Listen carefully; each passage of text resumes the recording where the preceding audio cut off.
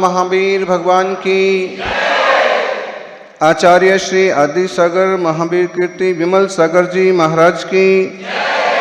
तपस्वी सम्राट गुरुदेव आचार्य श्री सन्मति सागर जी महाराज की।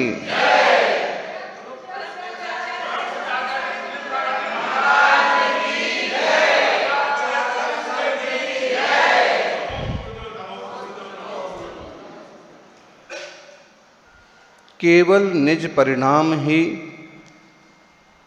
हैं अपने ही हाथ।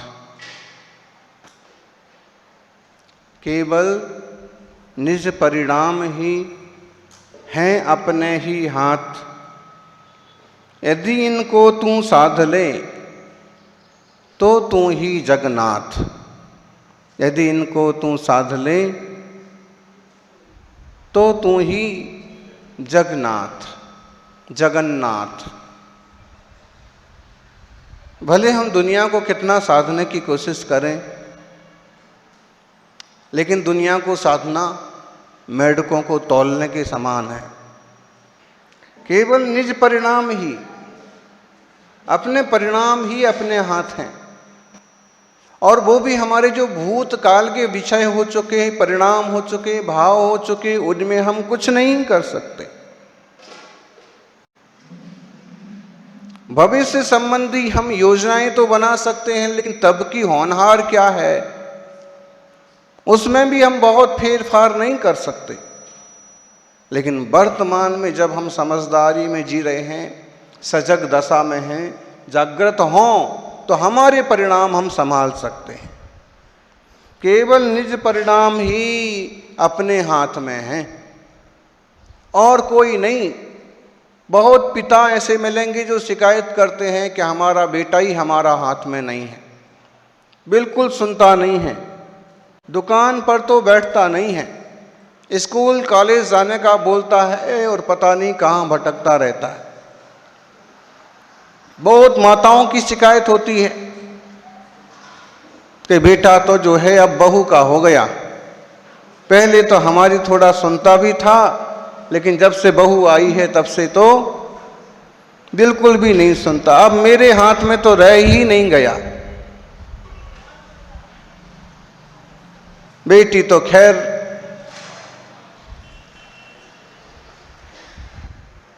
पर घर की धरोहर है, वो तो जाएगी, लेकिन बेटे को तो सुनना चाहिए। कई गुरुओं की शिकायत होती है, चेला तो सुनता ही नहीं, शिष्य बिल्कुल मानता नहीं, मन का धन करता रहता है।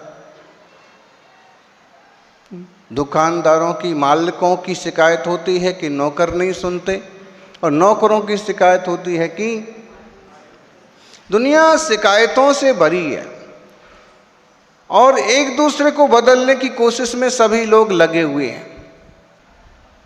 पति थोड़े मोटे थे, पत्नी पतली थी।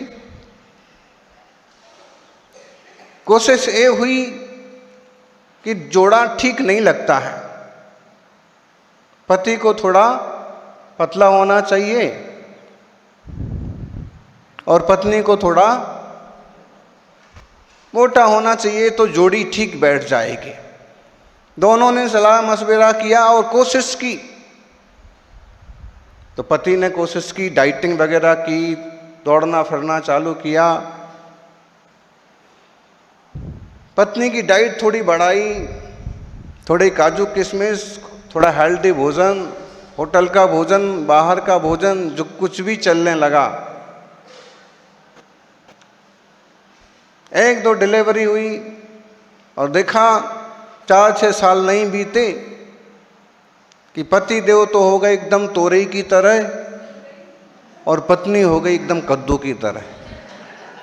जो पहले वैसा था उसका पूरा उल्टा हो गया। अब फिर कोशिश चालू हुई और इसी तरह से कोशिशें चलती रहती हैं एक दूसरे को बदलने की। लेकिन कोई पूरी तरह से बदलता है क्या? कोई बदलता नहीं है। गुरुओं का भी एक राग होता है, अनुराग होता है समाज के परिवर्तन का।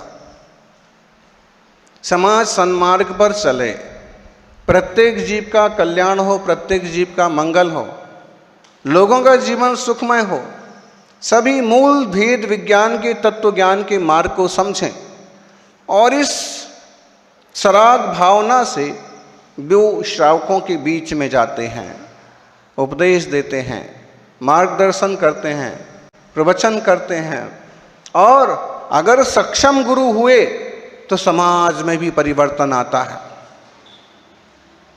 समाज शेर हो और गुरु जी सवा शेर हों तो समाज में कुछ परिवर्तन आता है, और गुरु जी शेर हों और समाज सवा शेर हो तो ऐसा हो जाता है, कई बार उल्टा होता है।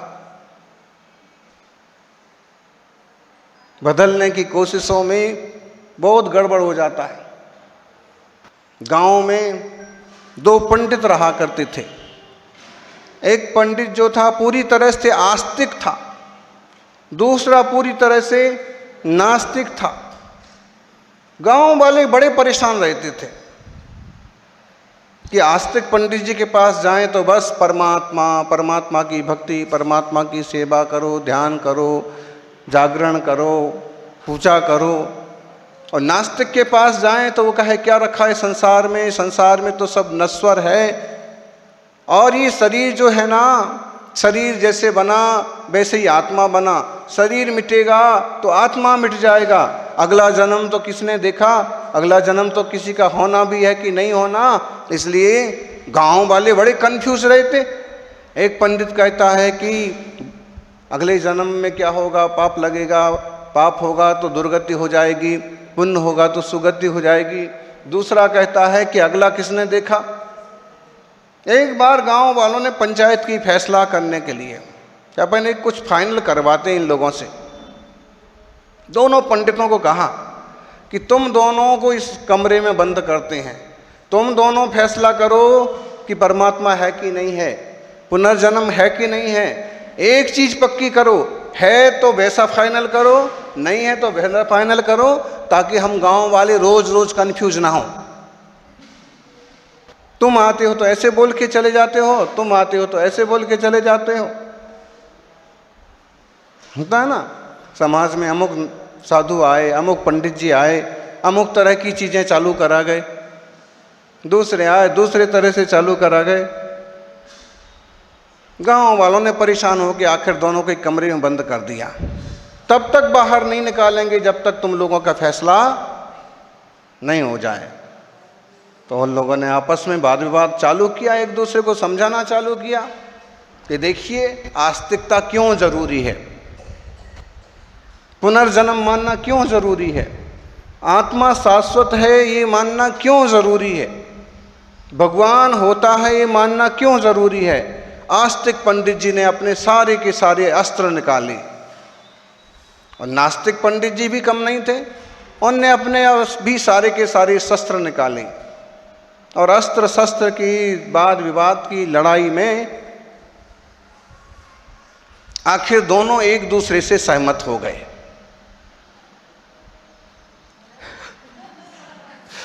दोनों एक दूसरे से सहमत हो गए। बाहर निकले तो हमारा फैसला हो गया। क्या फैसला हुआ? तो ये जो कह रहे हैं वो बात सही है। गांव वाले ने कहा बहुत बढ़िया। और आपको क्या बोले? दूसरे से पूछा तो बोले ये जो कह रहे हैं वो सही है। अब फैसला हो गया तो बाहर तो निकाल दिया, लेकिन जो नास्तिक था पंडित वो आस्तिक बन गया और जो आस्तिक पंडित था वो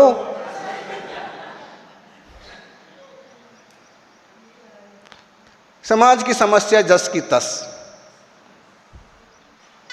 गांव वाले ही वैसे के वैसे परेशान।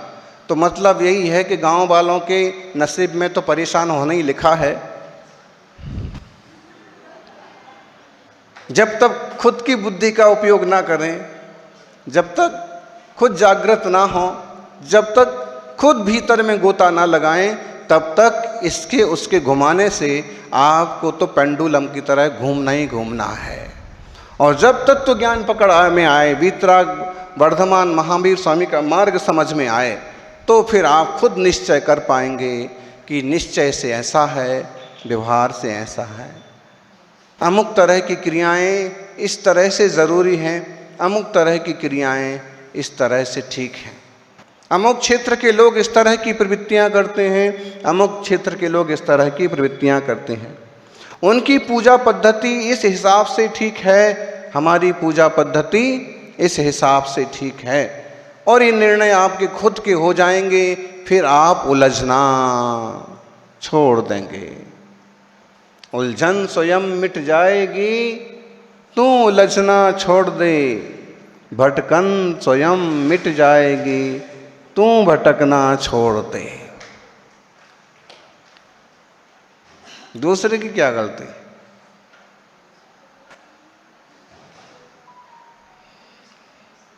इसलिए ये दोहा, केवल निज परिणाम ही हैं निज के ही हाथ। अपने परिणाम अपने हाथ में हैं, अपने परिणामों को संभालो, अपने आप को संभालो। यदि इतना तू साध ले, क्या साध ले छुल्लक जी, क्या साधना है? एक अपने परिणाम साध ले। केवल इतना यदि तू साध ले तो तू ही जगन्नाथ, तो तू ही जगन्नाथ। महावीर स्वामी ने किसको साधा? गिरी गुफा में तपस्या करने वाले आचार्य कुंद समंत्र भद्र, 7 दिन के उपवास करने वाले अंकलिकर आचार्य आदि सागर जी, किसको उनने किसको साधा?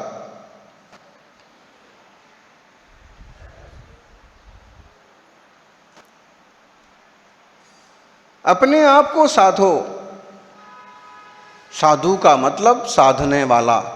किसको साधने वाला? समाज को साधने वाला, दुनिया को साधने वाला नहीं, अपने को साधने वाला। जो अपने को साध लेता है, उसके सानिध्य में बाकी लोग आपो आप सध जाते हैं। सधे हुए को देख करके लोग सधना सीख जाते हैं। संयमी को देख करके संयम की भावना आती कि नहीं आती? साधु को देख करके साधना की इच्छा होती कि नहीं होती? होती है। हम जैसे चित्रों को देखते हैं, हमारा वैसा चरित्र बनता है। इसलिए हम अपने आप को झांकें, अपने आप को देखें। श्रूयते ध्यान योगेन संप्राप्तम पदमव्ययम तस्मात् सर्व प्रयत्नेन कुर्यात् ध्यानम बोधोत्तमा। सुना जाता है कि ध्यान के बल पर अव्यय पद को लोगों ने प्राप्त कर लिया। अव्यय पद कौन सा है इंदौर वालों? अव्यय पद कौन सा है? व्यय और अव्यय।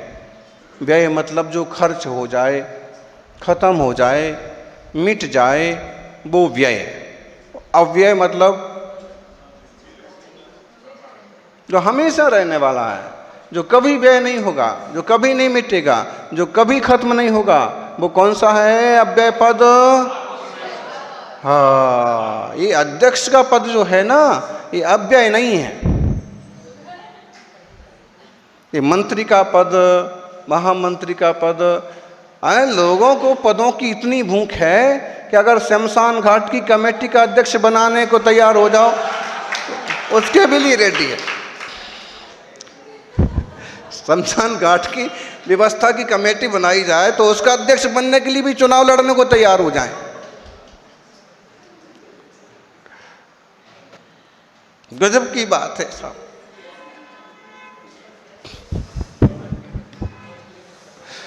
है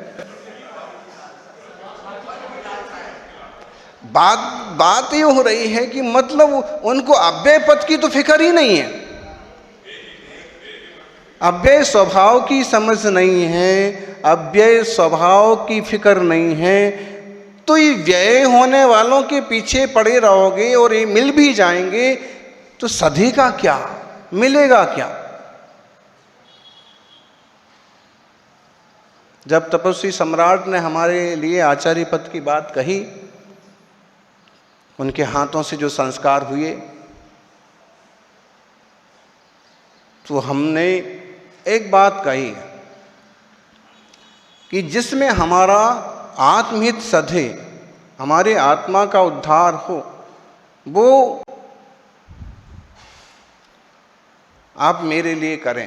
ये पदों के विकल्प में मुझे नहीं डालें, लेकिन फिर भी योग था। समझने की बात यह है कि सहज रह करके, स्वतंत्र रह करके जो आप आत्महित के मार्ग में लग सकते हैं, समाज सेवा कर सकते हैं, किसी चीज़ से बंधने के बाद कई बार मुश्किल हो जाता है। पद पर राजनीति की बात थोड़ी सी देखें तो जब तक वह लोग सरकार में नहीं बैठे थे, जब तक पद पर नहीं आए थे, तब तक अमुक चीज़ों का जोरदार विरोध हो रहा था, अमुक चीज़ों का, अमुक बातों का। लेकिन वे ही जब सत्ता में आ गए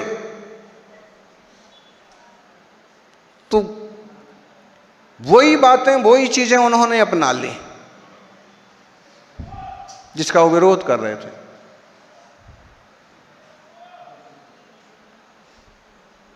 तो भाई संसार तो ऐसे चलता है। हमें तो अव्यय पद पाना है, हम सब तो अव्यय पद की यात्री हैं। अव्यय पद, अक्षय पद।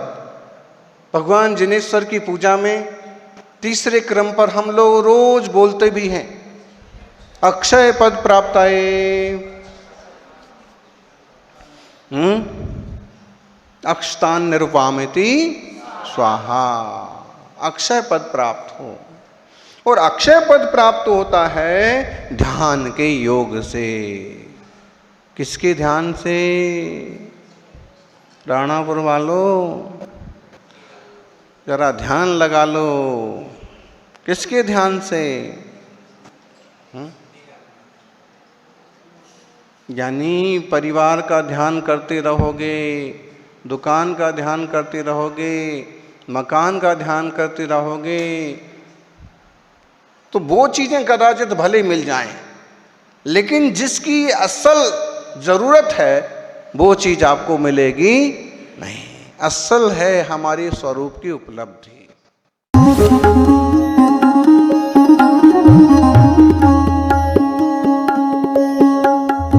हजारों एंट्रीज,